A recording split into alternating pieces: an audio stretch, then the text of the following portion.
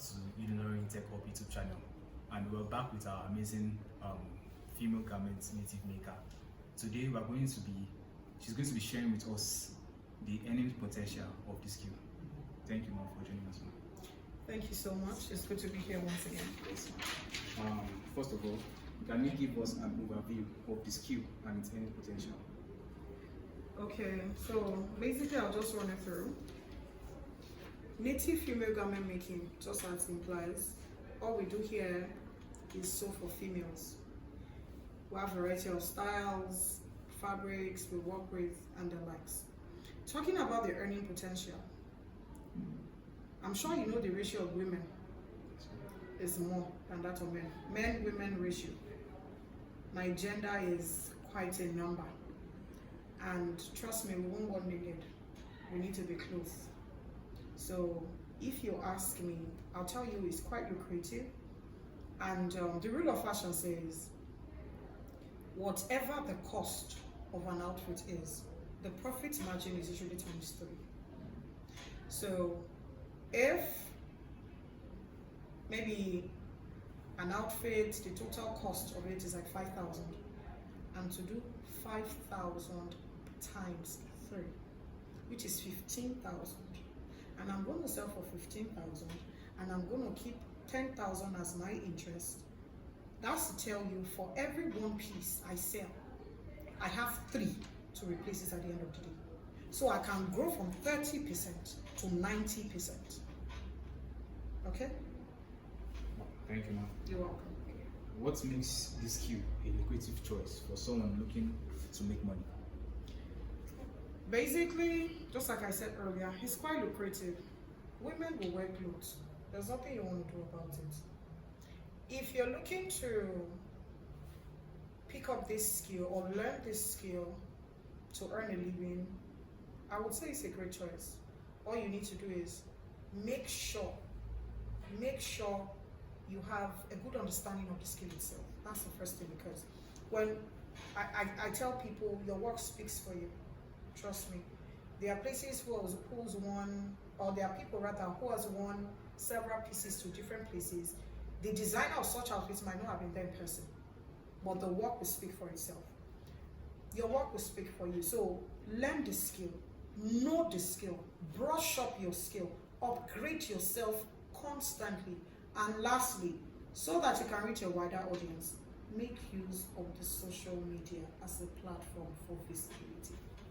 Thank you. You're welcome. Yes.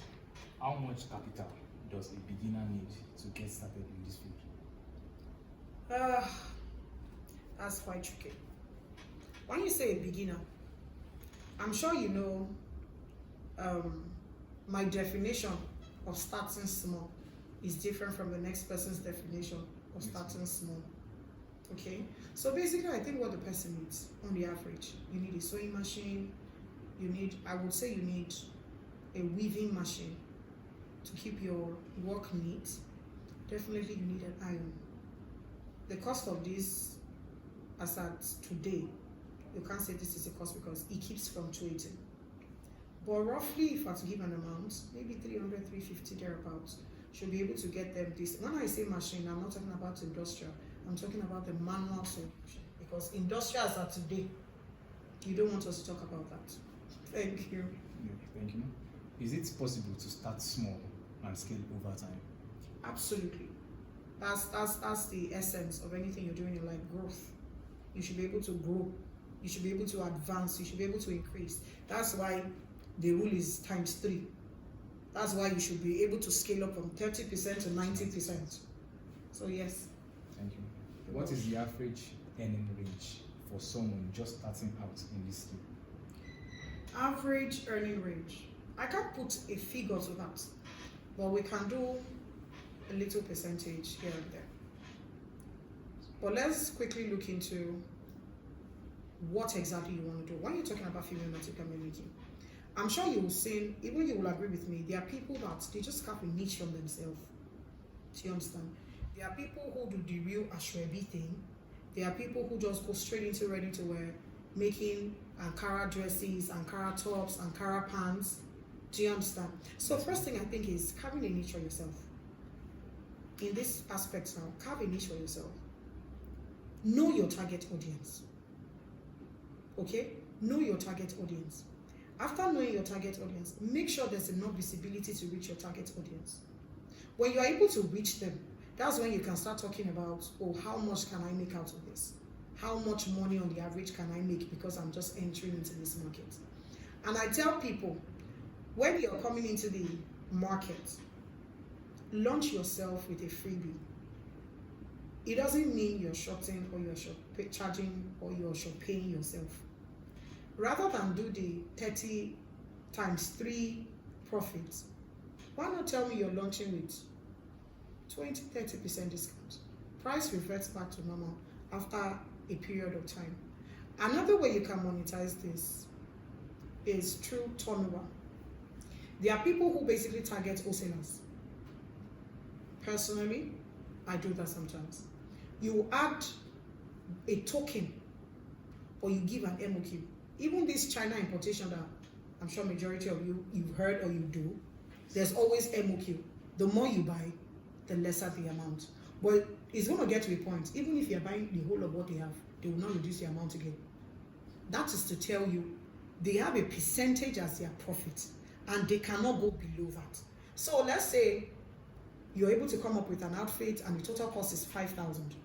Rather than sell for 15,000, option A, sell for 10,000. Tell me it's a launching price. Price reverts back to 15,000 after 7 days. Give a time frame. You see one thing with people, they love it when there's a deadline. So create a deadline. Another option is tell me this is going for 7,000 or 8,000. MOQ is 20 pieces. Okay? So just do the maths. It's quite lucrative if you look it through.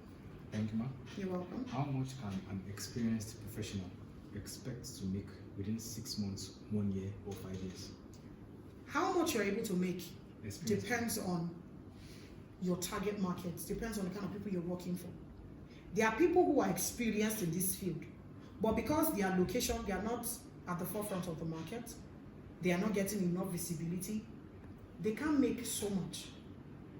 And you will see somebody who's not even really a fashion designer, but knows somebody that knows how to put these things together. They just take advantage of it. They charge you. People this day charge as high as 1.7 million to make one single outfit. Some go as high as 2-3 million to make an outfit. Are you telling me that if you want to ask ourselves how much that person will make in 6 months? That's quite a lot. And you know the funny thing? I've come to the understanding that in this part where we find ourselves, we constantly believe the more expensive it is, the more authentic it is. Are you clear? And because we have this social class that everybody wants to belong to, rather than a person buying from you as a local brand, they prefer to buy from some big names. Do you understand? Because they want to be, when you're going out, basically social issues. But mind you, it might end up being that this local brand can also give you the equivalent of that high brand that you're looking at. And people often forget the fact that big brands also started small. Okay? So if you ask me, I think these are just issues. Thank you very much for sharing.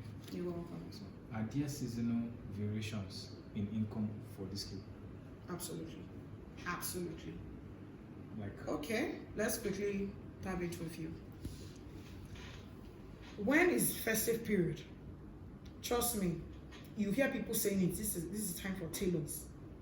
You people must wear the clothes, and you want to come out new. You want to wear new outfits. You will agree with me. Is quite a period for so much sales compared to January, where people are paying school fees. Do you understand? So you also need to understand the times and the seasons, so you're able to plan ahead. When it's time for the Muslim, is it Ileya they call it now? Yeah. For their Ileya. You see, abaya sellers, veil sellers, and guinea sellers, especially guinea. That's also their time. So the fashion industry as a whole is seasonal. But one thing you can use to balance it, you can decide to, when you know, okay, sales is kind of low, January's, you can decide to come up with a crash course, tell them to come and learn something in 2 weeks. You see all these classes on Facebook, learn how to make this in 5 days, 3,000. That way you are still earning. And the most beautiful part of it is the fact that it's female native garment making doesn't mean you are restricted to that. I mentioned to someone, I was talking about throw pillows. We have Ankara throw pillows. I don't need to go and learn that. It's still fashion craft. The fact that I can cut and sew has afforded me the opportunity and the knowledge to make that. Do you understand? So there, you see Ankara wall frames. You don't need to. These are things you can always work out on your own. Do you understand? So the moment you understand the times and the seasons, it helps you for proper planning, basically. Thank you. Thank you. Are there opportunities to work as an apprentice or assist to build experience while earning? Apprenticeship, they call them joinman. Joinman, that's what we call them. Yes. If you're coming, you already, but I think this is actually for skilled personnel. You already have the knowledge, but you do not have the capital, or you cannot function on your own. You don't have the capital, you don't have the customers, you just want something doing, just to be able to set up yourself. You go work for somebody who already has that setup or that platform. You work for them, they pay you per outfit you make. Some sign contract of monthly salary and the likes. But the one I don't really think is possible is for somebody who is learning to be earning at the same time. The only way that could be possible is if you're sourcing for customers. We can decide to reach an agreement. You're learning from me. You might have, for example, if I get a University of Ilorin student who's my trainee at the moment, and I tell her, and she wants to earn, and I tell her, okay, no problem. You know what? You people do dinner in school now. Get me 30 students, or get me as much as you can to make clothes. I give you 30% of my total earning.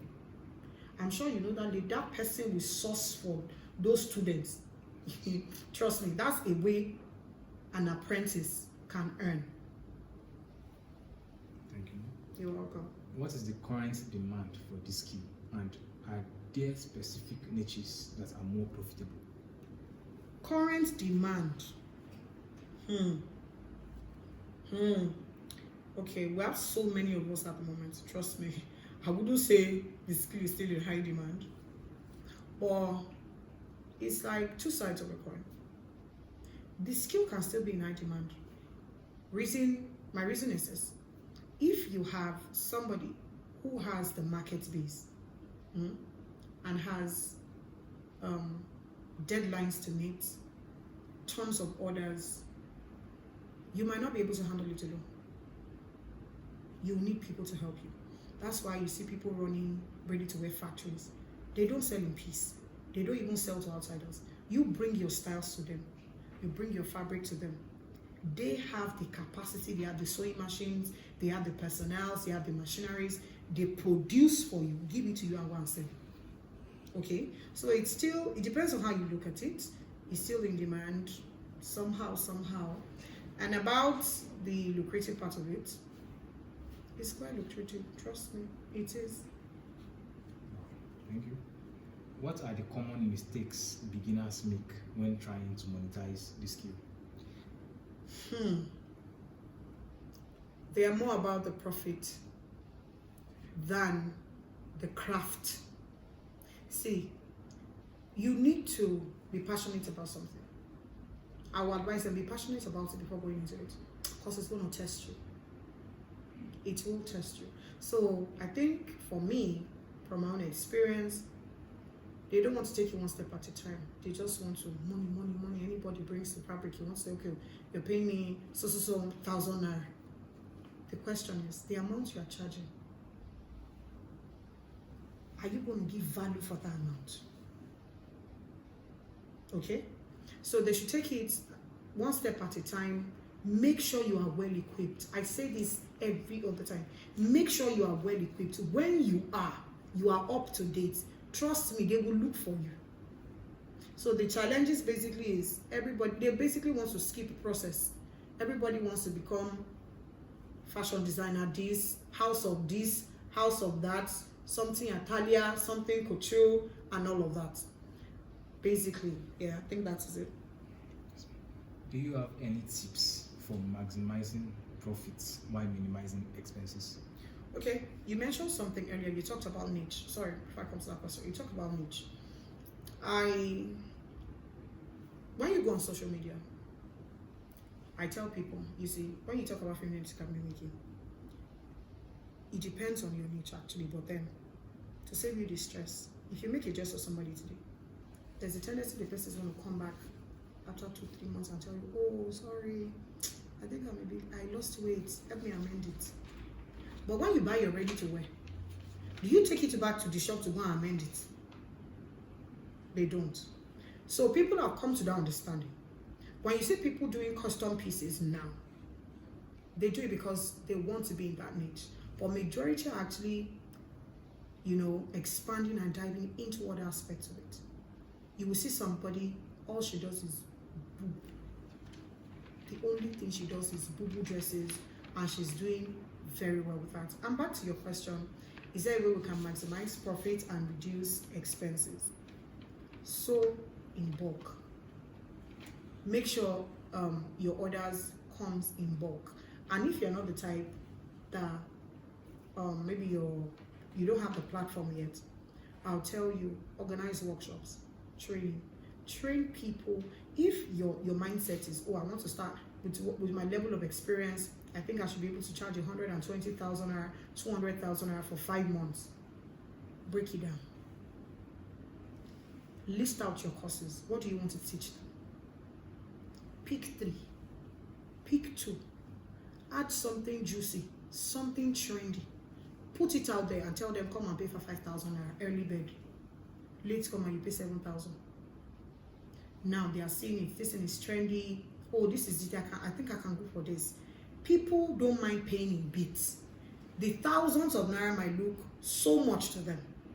But you see the 5,000 you are charging them, that 4,000.